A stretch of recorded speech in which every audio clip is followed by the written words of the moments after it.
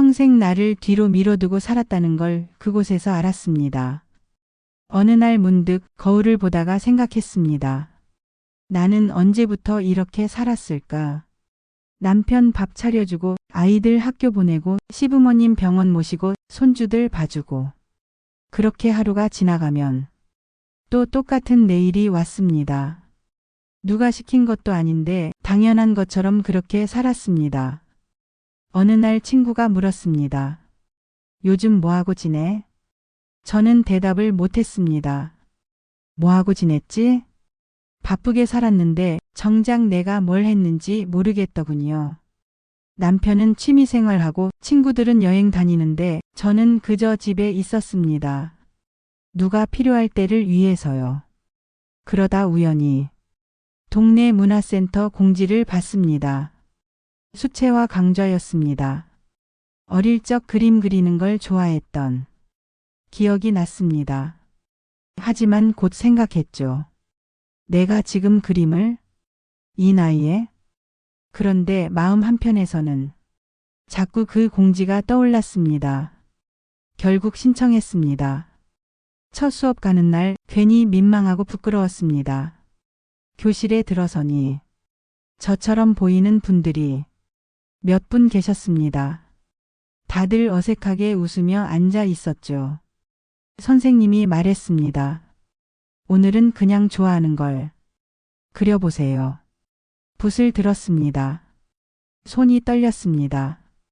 뭘 그려야 할지 몰랐습니다. 그런데 이상하게도 붓이 움직이기 시작했습니다. 어릴 적 집 앞 골목이었습니다. 엄마 손 잡고 걷던 그 길이었죠. 그림을 그리는 동안 이상한 기분이 들었습니다.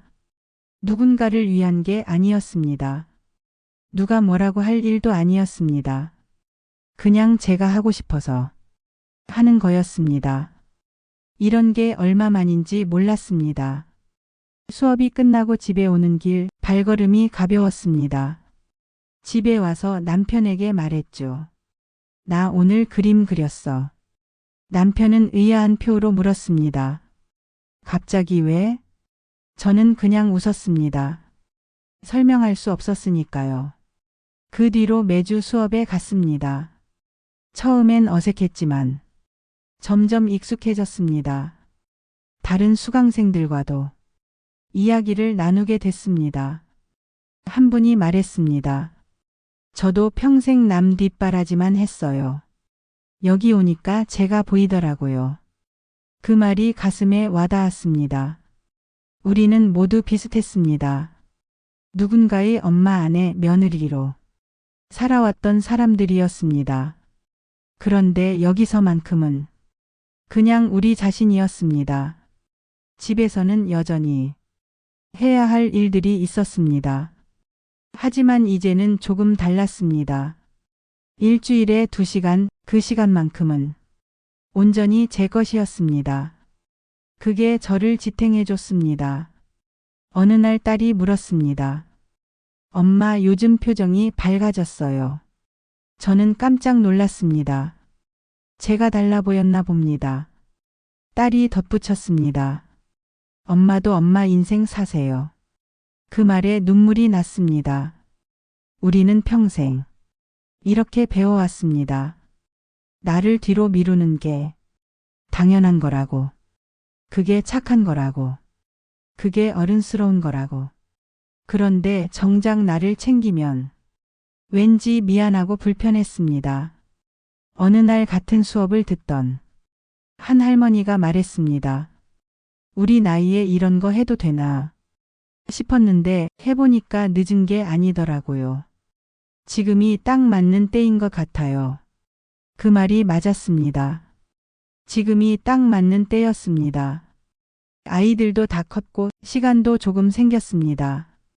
이제는 나를 위해 무언가를 해도 되는 때였습니다. 하지만 쉽지만은 않았습니다. 가끔은 여전히 죄책감이 들었습니다. 내가 이러고 있어도 되나? 집에 가서 뭐 해야 하는데? 그런 생각들이 스쳤습니다. 그럴 때마다 되새겼습니다. 나도 한 사람이라는 것을. 나도 좋아하는 게 있어도 된다는 것을, 나를 돌보는 게 이기적인 게 아니라는 것을. 어느 날 남편이 말했습니다. 요즘 당신 행복해 보여. 그 말에 답했습니다. 응, 나도 그런 것 같아. 그렇게 말하는 제가 낯설기도 했습니다. 이제는 압니다. 평생 나를 뒤로 밀어뒀다는 것을. 그게 잘못된 건 아니었지만 이제는 조금 달라져도 된다는 것을. 누군가는 이렇게 생각할 겁니다. 이 나이에 무슨 새로운 걸 시작해. 하지만 해보니 알겠더군요. 나이는 숫자일 뿐이라는 말이 빈말이 아니었습니다. 물론 거창한 걸 하라는 게 아닙니다. 그냥 작은 것부터요. 좋아했던 음악 듣기, 산책하며 사진 찍기, 오래된 친구에게 전화하기, 그런 작은 것들부터요. 중요한 건 그겁니다. 내가 나를 기억하는 것. 내가 누군가의 엄마, 아내, 며느리. 이전에 한 사람이라는 걸 기억하는 것. 지금도 여전히 해야 할 일들은 많습니다.